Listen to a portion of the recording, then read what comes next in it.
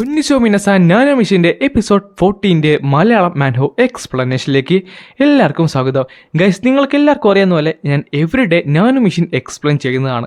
അതുകൊണ്ട് തന്നെ നിങ്ങളുടെ മാക്സിമം സപ്പോർട്ടാണ് ഞാൻ ഈ ഒരു സീരീസിന് വേണ്ടി ചോദിക്കുന്നത്. സോ ഇപ്പോൾ തന്നെ വീഡിയോ ലൈക്ക് ചെയ്യാത്തവർ ലൈക്ക് ചെയ്യാനും ഷെയർ ചെയ്ത് നിങ്ങളുടെ കൂട്ടുകാർക്ക് കൊടുക്കാത്തവർ ഒന്ന് ഷെയർ ചെയ്ത് കൊടുക്കാനും പിന്നെ ഇതുപോലത്തെ വീഡിയോസ് ഒന്നും മിസ്സാകാതിരിക്കാൻ വേണ്ടി നമ്മുടെ പേജ് ഇപ്പോൾ തന്നെ ഒന്ന് സബ്സ്ക്രൈബ് ചെയ്യാനും മറക്കണ്ട. സോ നമുക്ക് നേരെ എന്തായാലും വീഡിയോയിലേക്ക് കടക്കാം. അങ്ങനെ ഈ ചവറ് തുടങ്ങുന്ന നേരത്ത് അവിടെ ഉണ്ടാകുന്ന എല്ലാ കൂട്ടുകാരും കംപ്ലീറ്റ്ലി ശരിക്കും ഇറിറ്റേറ്റ് ആയിട്ടിരിക്കുവാണ്. ഈവൻ യൂജൻ വരെ അവനെ ശ്രദ്ധിക്കുന്നുണ്ട്. മറ്റാരല്ല നമ്മുടെ ഇയോനാണ്. കാര്യം അവനായിട്ട് അവിടെ ഉണ്ടാകുന്ന എല്ലാ മാനുവൽസും ഇങ്ങനെ മറിച്ച് നോക്കിക്കൊണ്ടിരിക്കുവാണ്. ഞാനോ എത്ര മാനുവൽസ് ഇപ്പോൾ കംപ്ലീറ്റ്ലി സ്കാൻ ചെയ്തിട്ടുണ്ട് മാസ്റ്റർ? താങ്കളുടെ ഏകദേശം 156 മാനുവൽസ് ആണ് ഇന്ന് സ്കാൻ ചെയ്തിട്ടുള്ളത്. ഓ, അതെന്തായാലും മതി, എനിക്ക് ആവശ്യമുള്ളതെല്ലാം കിട്ടിയിട്ടുണ്ട്. പിന്നെ കാണിക്കുന്നത് ചെറിയൊരു ഫ്ലാഷ് ബാക്ക് ആണ്. അവൻ ഓർക്കുന്ന കാര്യമാണ്. സാർ സിയോപാങ് പറയും ചെയ്യും, ഞാൻ നിന്നെ പഠിപ്പിച്ചു തന്ന ഈ ഡാൻസിങ് ബട്ടർഫ്ലൈ ടെക്നിക്ക് എന്ന് പറയുന്നത് അത് one of the top 10 techniques ആണ് എൻ്റെ ഡിമോണിക് കൾട്ടിൽ തന്നെ. പക്ഷേ അത് പഠിച്ചെന്നും പറഞ്ഞ് നീ ഒരിക്കലും അഹങ്കരിക്കാനായിട്ട് പാടില്ല. അത് നീ ഫുള്ളി മാസ്റ്റർ ചെയ്യണമെന്നുണ്ടെങ്കിൽ നീ പലതവണ പ്രാക്ടീസ് ചെയ്യണം. പ്രാക്ടീസ് ചെയ്ത് തൗസൻഡ്സ് ഓഫ് ടൈം കഴിയാൻ നേരത്ത് അത് പതുക്കെ പോളിഷായി വരും. അങ്ങനെ അത് നിനക്ക് one of the most valuable ഉള്ള ഒരു അസറ്റ് ആയിട്ട് മാറും. അതുകൊണ്ട് ഞാൻ പറയുന്നത് എക്സ്പീരിയൻസ് ആണ് ഏറ്റവും വലിയ അസറ്റ് എന്നാണ്. എന്നെ സംബന്ധിച്ച് ഞാൻ രാവും പകലും കഷ്ടപ്പെടുന്നതുകൊണ്ട് മാത്രമാണ് എൻ്റെ മാർഷൽ ആർട്സ് എനിക്ക് കംപ്ലീറ്റ്ലി പെർഫെക്റ്റ് ചെയ്യാനായിട്ട് സാധിച്ചത്. സോ നീയും അത് തന്നെ വേണം ചെയ്യാനായിട്ട്. നീ എന്ത് പഠിച്ചാലും എന്തൊക്കെ ചെയ്യുന്നു പറഞ്ഞാലും നിനക്ക് ഏറ്റവും ആവശ്യം എക്സ്പീരിയൻസ് ആണ്. അതിനുവേണ്ടി നീ വീണ്ടും പ്രാക്ടീസ് ചെയ്തുകൊണ്ടേയിരിക്കണം. ശരിയാണ്, ഞാനും എൻ്റെ അജൂമിനേറ്റഡ് റിയാലിറ്റി യൂസ് ചെയ്തുകൊണ്ട് തന്നെ എനിക്കൊരു സ്കില്ല് വർദ്ധിപ്പിക്കണം. അതുകൊണ്ട് തന്നെ എനിക്ക് ഇമൻസ് ഉള്ള എക്സ്പീരിയൻസും കിട്ടുന്നതായിരിക്കും. നീ കറക്റ്റ് സമയത്ത് തന്നെ തിരിച്ചറിഞ്ഞിട്ടുണ്ട്. എന്തെങ്കിലും പോകാൻ നിനക്ക്? Yes sir. അതേപോലെ ഒരാൾ നിന്നെ കാത്തിവിടാ. അല്ല എന്ത്? കുഴപ്പമൊന്നുമില്ല, നീ എന്തെങ്കിലും പൊക്കോളൂ. അല്ല, ആരെങ്കിലും എനിക്ക് വേണ്ടി വെയിറ്റ് ചെയ്യുമായിരുന്നോ? അതെന്തായാലും ഇപ്പോൾ ഇമ്പോർട്ടൻ്റ് അല്ല. ഞാനിപ്പോൾ എത്രയും പെട്ടെന്ന് പേഴ്സണൽ ട്രെയിനിങ് റൂമിലേക്ക് ചെല്ലണം. സെക്കൻഡ് എക്സാമിനേഷൻ പാസ് ആയതുകൊണ്ട് തന്നെ അതെന്തായാലും ഇപ്പോൾ കിട്ടിക്കാണും. അവിടെ വെച്ച് എനിക്ക് കിട്ടിയ എല്ലാ അൾട്ടിമേറ്റ് ടെക്നിക്സിൻ്റെ ഡേറ്റാസ് എല്ലാം ട്രാൻസ്ഫർ ചെയ്യാനുള്ളതാണ്. അങ്ങനെ അവൻ പതുക്കെ നടന്ന് അവിടെ നടന്ന പേഴ്സണൽ ട്രെയിനിങ് റൂമിൻ്റെ അടുത്ത് എത്താറായി.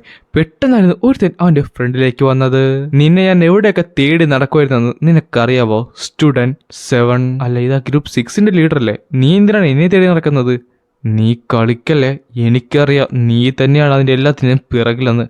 ഞങ്ങളുടെ ടീമിൻ്റെ കാല് മുഴുവൻ നശിപ്പിച്ചത് അത് നീയല്ലേ? കോപ്പ്, ഞാൻ ശരിക്കും ബിസി ആയിരുന്നല്ല. അവനെ കണ്ടിട്ട് അവൻ അത്യാവശ്യം നല്ല ദേഷ്യത്തിലാണ്. അവൻ എന്തായാലും ഒരു ഫൈറ്റിന് വേണ്ടി പ്രിപ്പയർ ആയിട്ട് വന്നതാണ്. അതുകൊള്ളാം, ഞാൻ എന്ത് ചെയ്യാനായിട്ടാണ്? അത് നിൻ്റെ ഒക്കെ തെറ്റില്ലേ? നീ അല്ലായിരുന്ന ലീഡർ, നീ ഉണ്ടായിരുന്നു അവരെ നോക്കാനായിട്ട്. അങ്ങനെയാണല്ലേ? നിനക്ക് വലിയെങ്കിലും നല്ലൊരു നാവ് തന്നെയുണ്ട്. ഇവനെ നമ്മുടെ മുഖ്യത്തിനെ പോലെ അത്ര പെട്ടെന്ന് പ്രൊവോക്ക് ചെയ്യാനായിട്ട് സാധിക്കത്തില്ല. പക്ഷേ ഒരു കാര്യം ഉറപ്പാണ്, അവനൊട്ടും വീക്കല്ല. അവനോട് ഫൈറ്റ് ചെയ്യുന്നുണ്ടെങ്കിൽ ഞാനും സീരിയസ് ആയിട്ടിരിക്കണം. പെട്ടെന്നായിരുന്നു ഒരുത്തൻ ബാക്കിൽ നിന്ന് ഹേ എന്ന് വിളിച്ചത്.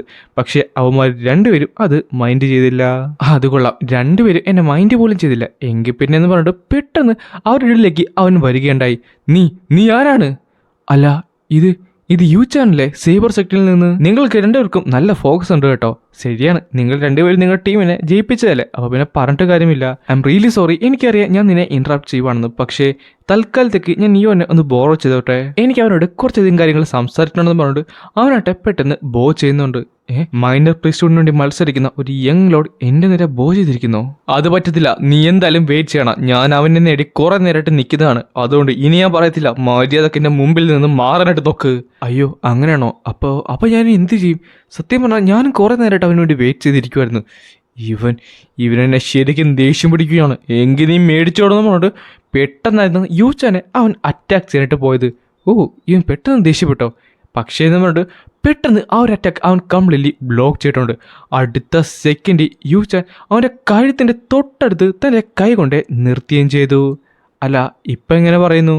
ഞാൻ ഇതിനു മുമ്പ് അവൻ ഫൈറ്റ് ചെയ്യുന്നത് കണ്ടിട്ടില്ല. പക്ഷേ യൂച്ചാൻ ചെയ്തത് അത് കംപ്ലീറ്റ്ലി ഡിഫറെൻ്റ് ആണ്. ഒരു ഫൈറ്റിംഗ് ഫോം തന്നെയാണ്. അവൻ കംപ്ലീറ്റ്ലി സീരിയസ് ആണെങ്കിൽ അവൻ എന്തുമാത്രം പവർഫുൾ ആണെന്ന് എനിക്ക് പറയാൻ പോലും പറ്റത്തില്ല. കോപ്പ് അവനൊരു പ്രോപ്പർ സ്റ്റാൻസ് പോലും ഇല്ലാഞ്ഞിട്ട് അവൻ ബ്ലോക്കും ചെയ്തു എന്നെ തിരിച്ച് അറ്റാക്ക് ചെയ്യുന്ന വക്കത്തെത്തി. നിന്റെ കൈയൊക്കെ നന്നായിട്ട് വിറക്കുന്നുണ്ടല്ലോ. അത് മാത്രമല്ല, നിന്റെ ബാലൻസ് ഇടക്ക് പോയി. നിനക്കൊരു ചെറിയ ഇഞ്ചുറീസ് വല്ലതും ഉണ്ടോ? എനിക്ക് തോന്നുന്നു നിന്റെ റിബ് ഇഞ്ചുറീസ് ആയിരിക്കും എന്നാണ്. എന്തായാലും ഒരു കാര്യം ഉറപ്പാണ്, ഇവൻ മറ്റുള്ള കുട്ടികളെ പോലെയല്ല. അവൻ ഒറ്റ നോട്ടത്തിൽ ഞാൻ ഇഞ്ചുർഡാന്ന് വരെ മനസ്സിലാക്കിയില്ലേ? എടാ, നീ ജസ്റ്റ് ഒരു സെക്കൻഡ് എന്നാൽ മതി, ഞാൻ അധികം താമസിക്കുന്നില്ല, പെട്ടെന്ന് സംസാരിച്ചിട്ട് വരാമെന്ന് പറഞ്ഞിട്ട് അവൻ നേരെ കൈയെടുക്കുകയും ചെയ്യും. എന്തെങ്കിലും കാണിക്കേ, ഞാൻ പോകുകയാണെന്ന് പറഞ്ഞിട്ട് പെട്ടെന്ന് ഗ്രൂപ്പ് 6ന്റെ ലീഡറായിട്ട് അവിടുന്ന് പോവുകയും ചെയ്യേ. അയ്യോ, അവന് ശരിക്കും നല്ല ദേഷ്യം ഉണ്ടല്ലേ. അല്ല, ഇവനെന്താണ് എന്റെ ഭാഗത്തുനിന്ന് വേണ്ടത്? ഇവൻ എന്തെങ്കിലും ഉടായ്പ കാണിക്കാൻ വന്നായിരിക്കുമോ? ഞാനോ അജുമിനേറ്റർ റിയാലിറ്റി ഓണാക്കി വെച്ചോളൂ. ഏത് നിമിഷവും ഒരു ബാറ്റിൽ മോഡിന് വേണ്ടി റെഡി ആയിക്കണം. അത് മാത്രമല്ല, എന്തെങ്കിലും ഉണ്ടായി കഴിഞ്ഞാൽ ഡാൻസിങ് ബട്ടർഫ്ലൈ ടെക്നിക്ക് വേണം നീ യൂസ് ചെയ്യാനായിട്ട്. ആക്ടിവേറ്റിംഗ് അജുമിനേറ്റർ റിയാലിറ്റി മോഡ്. നീ ഇത്ര എഡ്ജിലൊന്നും വരേണ്ട കാര്യമൊന്നുമില്ല കേട്ടോ. ഞാൻ കുറച്ച് കാര്യങ്ങൾ പറയാൻ വേണ്ടി മാത്രം വന്നതാണ്. എനിക്കറിയാം നമ്മുടെ ആരുടെ ഹിസ്റ്ററി ഒന്നും അത്ര നല്ലതല്ലെന്ന്. സോ നീ ഗാർഡ് അപ്പ് ചെയ്യേണ്ട കാര്യമൊന്നുമില്ല. ഞാൻ ആദ്യം തന്നെ എന്നെ ഇൻട്രൊഡ്യൂസ് ചെയ്യട്ടെ. അതും എൻ്റെ ഹാഫ് ബ്രദറിൻ്റെ എടുക്കേ. എന്നിട്ട് അവൻ നേരെ ബോ ചെയ്യുന്നുണ്ട്. എന്നിട്ട് പറയും ചെയ്യും, it's nice to meet you my brother. അവനെന്നെ ബ്രദർ എന്നല്ലേ വിളിച്ചത്? ഇവനെന്നെ കളിയാക്കുകയാണോ? അയ്യോ, നീ ദേഷ്യപ്പെടുന്ന വേണ്ട കേട്ടോ. എനിക്കറിയാം നിനക്കിത് നാച്ചുറലി കുറച്ച് പാടായിരിക്കും. ബാക്കിയുള്ള സെറ്റ്സ് ഒക്കെ നിന്നോട് അങ്ങനെയല്ല പെരുമാറിയിട്ടുള്ളത്. അപ്പൊ നിനക്കറിയാം നീ അങ്ങനെ സംസാരിച്ചു കഴിഞ്ഞാൽ എനിക്ക് ദേഷ്യം വരുമെന്ന്. എന്നിട്ടും നീ അങ്ങനെ തന്നെ സംസാരിക്കാനല്ല ഇവിടേക്ക് വന്നത്? ഒരിക്കലുമല്ല. ഞാൻ കംപ്ലീറ്റ്ലി ഫ്രണ്ട്ലിയാണ്. എനിക്ക് നിന്നോട് കുറച്ച് കാര്യങ്ങൾ പറയണമെന്ന് മാത്രമേ ഉണ്ടായിരുന്നുള്ളൂ. എന്താണത്? നിനക്കറിയാവുന്നതാണ് നീ ഇപ്പോൾ യൂസ് ചെയ്യുന്ന സേവറുള്ള ഒരു ടെക്നിക്കല്ലേ? അതിനൊന്നുമില്ല. ഞാൻ സത്യം പറഞ്ഞാൽ ശരിക്കും ഷോക്ക്ഡായാണ് കേട്ടോ. ഞാൻ മ്യൂസീഷ്യൻസിലെ ആ പെണ്ണിൻ്റെ കൈ മുറിച്ചപ്പോൾ. പക്ഷെ അത് കഴിഞ്ഞപ്പോൾ ഞാൻ ശരിക്കും സർപ്രൈസ് ആയതുകൊണ്ട് തന്നെ ഞാൻ എൻ്റെ ബ്രദറിൻ്റെ സപ്പോർട്ടറാകാനായിട്ട് ആഗ്രഹിക്കുന്നു. നീ എന്ത് കോപ്പാണ് പറയുന്നത്? നീ കാര്യം മാത്രം പറഞ്ഞാൽ മതി. പെട്ടെന്നായിരുന്നു ഒരു ഓക്വേർഡുള്ള സൈലൻസ് അവിടെ ക്രിയേറ്റ് ചെയ്യപ്പെട്ടത്. അപ്പോൾ ഇനി പറഞ്ഞിട്ട് കാര്യമുണ്ടെന്ന് തോന്നുന്നില്ല. ഞാൻ ഓർത്തത് നമുക്ക് ശരിക്കും ക്ലോസ് ആയി മാറാമെന്നാണ്. അങ്ങനെയാണെന്നുണ്ടെങ്കിൽ എനിക്ക് കുറച്ചുകൂടെ നന്നായിട്ട് സംസാരിക്കാനായിട്ട് പറ്റുമല്ലോ. എങ്കിൽ എൻ്റെ ബ്രദർ, ഞാൻ കാര്യത്തിലേക്ക് കിടക്കാം. ഞാൻ പറഞ്ഞു വരുന്നത് നീ സേബർ സെക്റ്റിൽ ജോയിൻ ചെയ്യണമെന്നാണ്. ഇത് കേട്ടപ്പോൾ നമ്മുടെ ഇയോനട്ടെ ശരിക്കും ഞെട്ടി. എനിക്കറിയാം നീ ശരിക്കും സർപ്രൈസ് ആയിട്ടൊന്ന്. ഇത് സർപ്രൈസ് ആകേണ്ട വലിയ കാര്യമൊന്നുമില്ല. നീ സീരിയസ് ആയിട്ടാണ് ഈ പറയുന്നത്? പിന്നല്ലാതെ നിനക്ക് തോന്നുന്നുണ്ടോ ഞാൻ ഈ കാര്യത്തിൽ തമാശ പറയുമെന്ന്? ലൈബ്രറിയുടെ ഫ്രണ്ടിൽ നിന്നെ കത്ത് എത്ര നേരം നിന്ന് നിനക്ക് എന്തെങ്കിലും ഐഡിയ ഉണ്ടോ? ബാക്കിയുള്ളവർ നിന്നെ എങ്ങനെ കാണുന്നതെന്ന് എനിക്കൊന്ന് പറഞ്ഞോട്ടാ. ചിലപ്പോൾ എനിമീസ് ആയിട്ടായിരിക്കും, പക്ഷേ എനിക്ക് അങ്ങനെ തോന്നുന്നില്ല. എൻ്റെ ഒരു അഭിപ്രായത്തിൽ നീ എൻ്റെ കൂടെ തന്നെ വേണം. അങ്ങനെയാണെന്നുണ്ടെങ്കിൽ എനിക്ക് നിന്നെ ഹെൽപ്പ് ചെയ്യാനായിട്ട് സാധിക്കും. നീ എൻ്റെ സൈഡിൽ നിന്ന് കഴിഞ്ഞാൽ നീ അപ്പോൾ പറയുന്നത് ഞാൻ എൻ്റെ ക്ലാൻ ഹെയറിന്റെ പൊസിഷൻ ഗീവ് അപ്പ് ചെയ്യണമെന്നല്ലേ? നിനക്ക് എന്തായാലും മൈനർ പ്രസിഡന്റിന്റെ അടുത്ത് പോലും എത്താൻ സാധിച്ചെന്ന് വരത്തില്ല. അതെന്താണ് നീ പറയുന്നത്? നീ ഒന്ന് ആലോചിച്ച് നോക്കിയേ. നീ ഞങ്ങളോട് വന്നു കഴിഞ്ഞാൽ പിന്നെ നിനക്ക് എന്തെങ്കിലും പ്രശ്നമുണ്ടോ? നിനക്ക് എങ്ങനെ വേണമെങ്കിലും ജീവിക്കാനായിട്ട് സാധിക്കും. നിന്റെ തല ഉയർത്തി പിടിച്ച് നിനക്ക് നടക്കാനായിട്ട് സാധിക്കും. അത് മാത്രമല്ലാതെ ഈ ബ്രദർ നിന്റെ ഒരു ഹ്യൂജ് സപ്പോർട്ടായിട്ട് മാറുകയും ചെയ്യും. നമ്മൾ അലേസാവും, നമ്മൾ ഒരുമിച്ച് മുന്നേറും. നമ്മുടെ ഫ്യൂച്ചർ എല്ലാം കംപ്ലീറ്റ്ലി അടിപൊളിയായിരിക്കും. പിന്നെ നിനക്ക് എന്തായാലും എൻ്റെ പറ്റ പോലും വരാൻ പറ്റാത്തത് കൊണ്ട് തന്നെ നമുക്ക് എന്തായാലും ഒരുമിച്ച് മുന്നേറാനായിട്ട് സാധിക്കുമല്ലോ. അപ്പോൾ ഇവൻ പറഞ്ഞു വരുന്നത് ഞാൻ അവനുമായിട്ട് ഒരു മാച്ചും അല്ലെന്നാണ്. എന്നോട് ക്ഷമിക്കണം, പക്ഷേ ഞാനിത് റിഫ്യൂസ് ചെയ്യുവാണ്. ഞാനിത് റിഫ്യൂസ് ചെയ്യുവാണ്. പക്ഷേ അതിന് പകരം ഞാൻ അങ്ങോട്ടൊരു ഓഫർ തരാം. ഞാൻ എന്തായാലും നിന്റെ സൈഡിലേക്ക് വരുന്നതല്ല. പക്ഷേ അതിന് പകരമായി നീയും എൻ്റെ കുറുകെ വരാൻ പാടില്ല. ഈ ഒരു വാക്ക് നീ തന്നു കഴിഞ്ഞാൽ ഞാൻ ഉറപ്പായിട്ടും നിന്നെ ജീവനോടെ വിടുന്നതായിരിക്കും. പെട്ടെന്നായിരുന്നു വീണ്ടും ഔട്ടർ സൈലൻസ് ഉണ്ടായത്.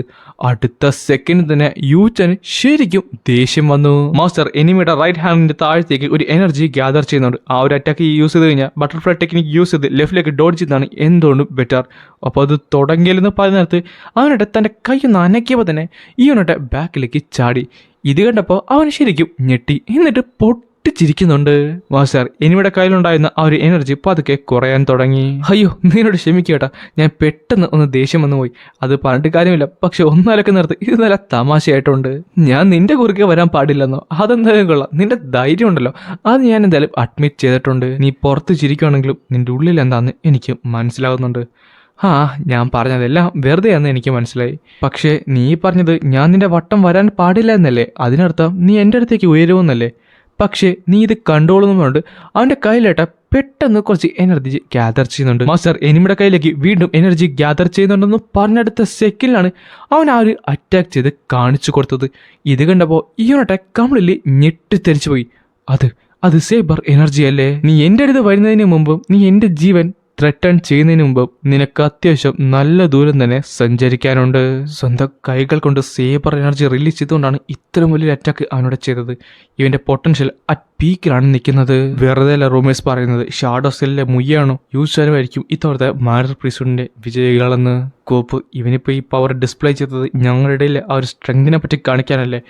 എന്തായാലും ഓക്കെ, ഞാനെന്തായാലും പോകുന്നു, നമുക്ക് പിന്നെ കാണുന്ന പറഞ്ഞിട്ട് അവനട്ടെ അവിടുന്ന് പോവുകയും ചെയ്യും.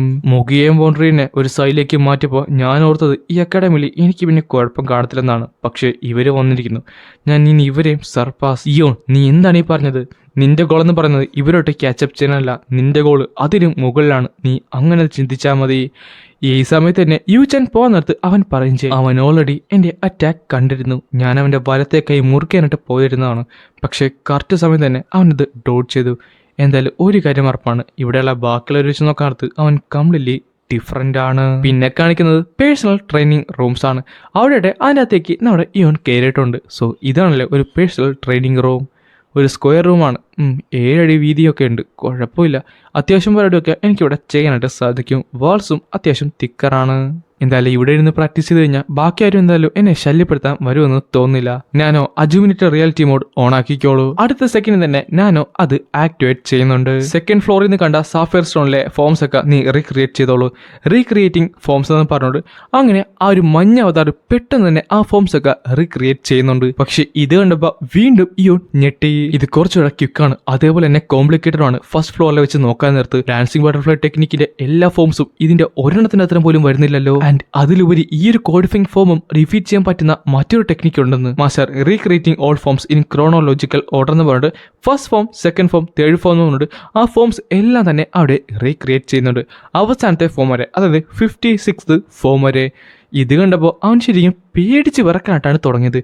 ഇത് ശരിക്കും അവിശ്വസനീയമാണ്, എനിക്ക് വിശ്വസിക്കാൻ സാധിക്കുന്നില്ല. ഇങ്ങനത്തെ ഒരു പെർഫെക്റ്റ് ടെക്നിക്ക് തന്നെ എക്സിസ്റ്റ് ചെയ്യുന്നുണ്ടായിരുന്നു. ആദ്യത്തെ ടെക്നിക്ക് അത്ര കുഴപ്പമില്ലായിരുന്നു, എന്നാൽ ഓരോ ടെക്നിക്ക് കഴിയാൻ നേരത്ത് അത് വീണ്ടും ഗ്രാജുവലി അടിപൊളിയായിക്കൊണ്ടിരിക്കുകയാണ്, പെർഫെക്റ്റ് ആയിക്കൊണ്ടിരിക്കുകയാണ്. പോളിഷ് ചെയ്ത് 56ാമത്തെ ടെക്നിക്ക് എന്ന് പറയുന്നത് നിയർലി പെർഫെക്റ്റ് ആണ്. ഞാനോ ഫസ്റ്റ് ഫോമും 56ാമത്തെ ഫോമും തമ്മിൽ ഒരു ബാറ്റിൽ വെച്ച് യെസ് മാസ്റ്റർ ഇനിഷ്യേറ്റിംഗ് ബാറ്റിൽ മോഡ് എന്ന് പറഞ്ഞിട്ട് രണ്ടുപേരെ അവിടെ ക്രിയേറ്റ് ചെയ്തിട്ടുണ്ട്. അടുത്ത സെക്കൻഡ് തന്നെ ആ ഫോം യൂസ് ചെയ്തുകൊണ്ട് അവിടെ ഫൈറ്റ് നടക്കുകയും ചെയ്യും. പക്ഷേ നിസ്സാര സെക്കൻഡ് കൊണ്ട് തന്നെ 56th ഫോം യൂസ് ചെയ്തുകൊണ്ട് ഓൾമോസ്റ്റ് എല്ലാ ഫോംസും അവിടെ ആ ഒരു ഗ്രീൻ അവതാർ ഡിഫീറ്റ് ചെയ്ത് കഴിഞ്ഞു. വിഷ്വൽ റെഫറൻസ് ഇവിടെ അവസാനിച്ചിരിക്കുന്നു. ആദ്യത്തെ ഫ്ലോറിൽ കണ്ട പോലെ തന്നെ ആദ്യത്തെ ടെക്നിക്ക് എന്ന് പറഞ്ഞാൽ സിംപ്ലി ഒരു ടെക്നിക്ക് മാത്രമാണ്. പക്ഷേ പോകെ അത് പോളിഷ് ചെയ്ത് ഏറ്റവും പീക്കിലേക്ക് എത്തുന്നുകൊണ്ട് ഈ ഒരു അൾട്ടിമേറ്റ് ഉള്ള ടെക്നിക്ക് ഡാൻസിംഗ് ബട്ടർഫ്ലൈ ടെക്നിക്ക് ആയിട്ട് ഞാൻ മിക്സ് ചെയ്ത് കഴിഞ്ഞാൽ എനിക്ക് എന്ത് ചെയ്യാൻ സാധിക്കും, എനിക്ക് അവിടെ പിടിച്ച് നിൽക്കാനായിട്ട് പറ്റുന്നതുകൊണ്ട് അവൻ തൻ്റെ കണ്ണുകൾ അടയ്ക്കുകയും ചെയ്യും. അതെന്തായാലും ഞാൻ തന്നെ കണ്ടുപിടിക്കണമെന്ന് പറഞ്ഞിട്ട് അവിടെ 2 ഇയോൺ പ്രത്യക്ഷപ്പെടുകയും ചെയ്യും. അവർ തമ്മിൽ ഫൈറ്റ് ചെയ്യാൻ വേണ്ടി റെഡിയായിട്ട് നിൽക്കുവാണ്. ഡാൻസിംഗ് ബട്ടർഫ്ലൈ ടെക്നിക്കിനെ ഇന്ററപ്റ്റ് ചെയ്യാൻ പറ്റുന്ന എന്തെങ്കിലും ടെക്നിക്ക് ഇതിനകത്ത് കാണും, അത് ഉറപ്പാണെന്ന് പറഞ്ഞിട്ട് ആ ഒരു ഫൈറ്റ് അവിടെ സ്റ്റാർട്ട് ചെയ്തിട്ടുണ്ട്. അവർ രണ്ടുപേരും പരസ്പരം ഫൈറ്റ് ചെയ്യാൻ വേണ്ടി പോയപ്പോഴാണ് ഞാനോ പറയുന്നത്. യൂസറിന്റെ ന്യൂറോൺ നന്നായിട്ട് തന്നെ റിയാക്ട് ചെയ്തുകൊണ്ട് ആക്സലറേറ്റിംഗ് സ്പീഡിലേക്ക്, അതുമാത്രമല്ല ലോവർ അബ്ഡോമിനിലെ എനർജിയൊക്കെ നന്നായിട്ട് ഗ്യാദർ ചെയ്യുന്നുണ്ടെന്ന് പറഞ്ഞുകൊണ്ടാണ് ഈ ഒരു ചാപ്റ്ററും ഇവിടെ അവസാനിക്കുന്നത്.